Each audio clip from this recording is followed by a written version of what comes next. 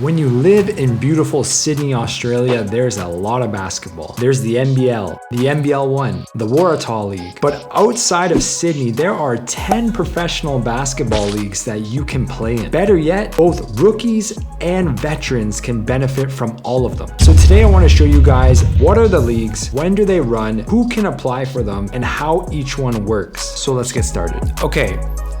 So the biggest league here by far is going to be the NBL, the National Basketball League. And this is most likely the league that you're most familiar with when you think of Australian pro basketball. This league has had guys like LaMelo Ball come through, and they almost recently even signed Bronny James if it wasn't for him getting drafted to the LA Lakers. Considering that, you're going to have a very high level resume in order to be considered for the NBL. So usually the players here are either ex-D1 guys, overseas pros, or they have NBA experience on the resume. Now, given that, although it is tough to get into, the salaries do reflect that. So a high-end import here can make $250,000 all the way up to $500,000 per season, whereas development players will make significantly less than that. Regardless, this is definitely one of the premier overseas basketball leagues in the world today, not just in Australia, but in the world. So we have to start with it as the top-ranked Aussie league. Below the NBL is another beautiful option though, and that is the NBL1. Now, not only is this a strong level league, but it also has an insane amount of opportunities.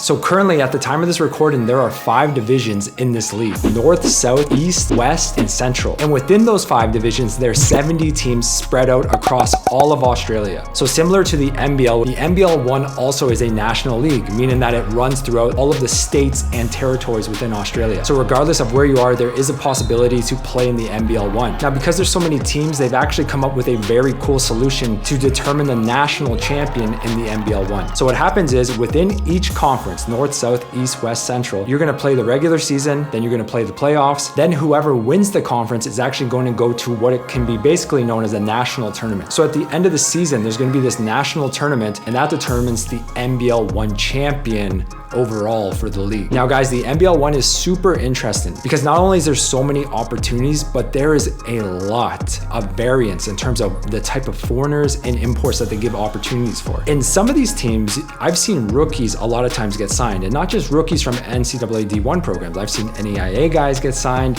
I've seen D2 guys get signed, I've seen U Sports guys get signed, that's the university system in Canada. And I've also seen on the other end of that, I've seen G Leaguers get signed, guys with lots of experience overseas. And then in between that are beginner level imports. So you can think of players who maybe have a few years of experience, maybe playing in Europe, maybe playing in Latin America, but they haven't really cracked the major markets in overseas basketball. So it's really interesting because even within the league, depending on where you land, there could be an opportunity for you. Meaning, if you're in the West or North or South, typically these conferences, they're gonna pay a lot more for their players and a lot more for their imports.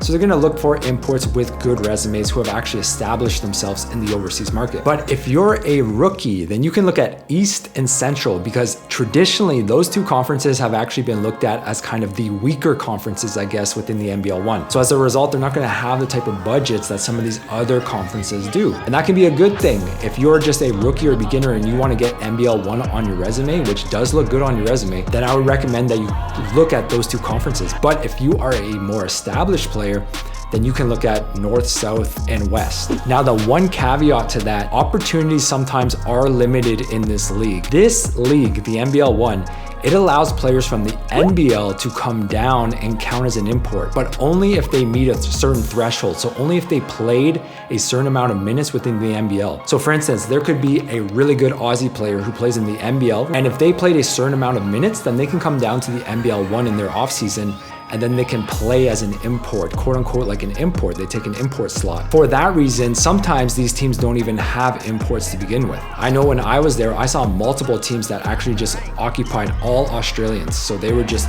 pure Aussies, and there was no foreigners, no Americans, no imports on any of these teams. So that is something that you have to be aware of. And the other thing is that these Aussies who come down from NBL to NBL1, they are very capable, a lot of them, because Australia, again, is one of the best basketball nations in the world. So it's not like they're locals or they're nationals. It's not like it's rare for them to come down and play at the NBL1. They are very good. They can get buckets. So sometimes it makes a lot more sense to these teams why don't we just get an Australian guy? We don't have to worry about flights. We don't have to worry about culture shock. We don't have to worry about accommodation. And then he's on our team, and we have a very good player who can achieve probably similar results or better results to a foreigner. Now, I already did salary videos on both the NBL and the NBL1, so go check them out. I'll link them up here. And when it comes to salaries, it really can range again. If you're on the lower end, you could maybe be looking at like 1,500, 1,600 around there. All the way, I've heard some players getting 12,000 a month. So it can really vary depending on your ability, your resume, your skill set. With that being said, one nuance within that is that many of the NBL1 teams, I don't know if this is true for all of them, but for a lot of them that I saw, they practice 2 times a week. So can you imagine that? If you're only practicing 2 times a week, but you're making 3, 4, 5,000, that is wild to me. Because you can just fill up all that extra time with a side hustle, working online, coaching at an academy. There's so many different ways that you can just augment and increase your salary, or you can just get in the gym more if you wanted. So it's a really low work demand load given some of the salaries that these players make. So I think that is honestly one of the craziest things about the NBL1. I can't recommend this league enough. So those first 2 divisions are national, meaning they run throughout all of the country of Australia. Once you get to the 3rd, 4th, 5th, 6th, 7th division and onwards, they now become more and more localized, and they become state leagues, and they only specifically run within the different states within Australia. So for that, I want to show you guys a visual representation of that. So let's go to my computer. Now, as you can see, in each of these states right here, there is a different league that actually exists within that state. So every state has a professional league, which is pretty cool. This is like a European model, because they usually have this actually in a lot of European countries. But Australia is so big, so it's really unique that this country actually has this, because Canada does not have this, the United States doesn't have this. So Australia is a big country that actually has been able to successfully delegate a professional league in each of these different states. So when you look at it, we've already moved past the NBL and the NBL1. Now the next big league is actually the Big V, and that's right here. This is in Victoria. Now the Big V is a really interesting league because it can honestly a lot of the times run at a very similar level and pace to the NBL1. So it really depends where you are again in the NBL1, because there's so much variance. In the Big V, because it's more populated and because basketball really is a bigger culture there, a lot of those teams are quite strong and can honestly compete on the level of a lot of NBL1 teams. But not only this, but there's actually 3 divisions within the Big V. So there's a lot of opportunities for players. And yes, they do get foreigners, they do get imports in a lot of these teams. They're actually located and listed on Eurobasket as well. So you will get Eurobasket stats if you are playing in the Big V. But I would say this is pretty much unanimous in terms of the first 3 within Australia. Definitely NBL is gonna be the first, NBL1 second, then I would say Big V would probably be the 3rd. Now, after the Big V, what you're gonna be looking at is the Tasmanian League, and this is also known as the NWBU. But this is centrally located just in the state of Tasmania. So you see this little island right here, you're just gonna be playing in that little state of Tasmania. Now, this league does get imports and foreigners, and for the vast majority of teams, they will actually have imports and foreigners. Granted, you're not gonna be making much at this level. This is basically like the 4th division. You're not gonna be making much, probably about 1,000, 1,500 to 2,000 maximum. Now you can supplement your income with coaching academies. I've seen a lot of players do that over the years. At this level, you aren't gonna have Eurobasket stats, and more or less, if you have this type of level on your resume, you're probably using that to actually move up in the Australian basketball leagues itself. I've seen this a lot of times. Players will maybe get started in Tasmania, they'll have a good season, they'll pull up good stats, they'll network well, and then they'll get scouted and maybe get a contract into the Big V the next season. Or maybe they'll get even shoot up into the NBL1.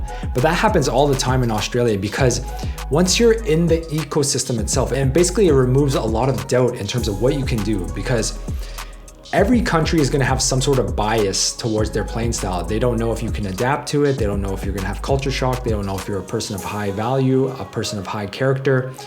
So this is a way for you to actually get into the Australian ecosystem, the Australian basketball market, and it allows you to basically disappear or chip away at that, so that teams know, he's a good guy, he's got good reviews, we cross-checked with maybe the head coach or some of the players who were there, and they think that he could generally be a good asset to our team. And then that way you can actually move up in the Australian ranks a lot better. Now, once you get past the NBL, the NBL1, the Big V, and the Tasmanian League, everything is more or less looked at on equal footing. So if we go back to this map here, you'll see that yes, there is basketball leagues in these different provinces and states within Australia. So for instance, There's the Western Australian Basketball League in Western Australia. This is the state of Western Australia. The DBA, the Darwin Basketball Association, that is associated with something known as the Northern Territories of Australia. That is what the state or the territory is called. South Australia doesn't have anything. And then there's Queensland, the QSL. So the Queensland State League. And then there's the Waratah League. You can basically think of all of these on equal footing. There's really not going to be much of a differentiation between all of them. Other than, I'll say, if you want to get into a specific league or play in a specific market, then I would strategically look at where you would want to be placed. Say I wanted to play in the NBL1, but I wanted to play in like Central or East because I'm a beginner, I have a lower level resume, but I want to get the NBL1 on my resume. I would look at the Waratah League because in the Waratah League, you're actually in the state of New South Wales, which is where NBL1 East and Central are located. So you can basically coordinate based on where you want to play. So another way of thinking of this is, okay, in Western Australia, that's going to be obviously NBL1 West. So if I wanted to play in Western Australia, I could be targeting the Western Australian Basketball League as a stepping stone to get into the NBL1. So there's different ways that you can actually kind of leverage these lower level leagues, because at the lower level leagues like the QSL and Wobble and Darwin and Waratah and even Tasmania, you're not going to have Eurobasket stats. So that's a big detriment when you're applying and when you're playing in these lower level leagues, because basically all you have are film and then stats, but the stats are really hit and miss with some of these leagues because sometimes they delete them and don't actually archive them after the season is over. So that's something that you definitely want to consider when you're thinking about where do I want to play within Australia. All right, guys, so that's how I would look at all of the leagues. Definitely NBL is going to be the cream of the crop here, but as you can see, there are a lot of other opportunities. Now, I know we covered a lot because there is a lot in this great basketball market, but we haven't even gotten into when you message the teams, how you message the teams. So if you're interested in that, then click this video right here. Otherwise, I'll see you guys in the next one. Thanks so much. Peace.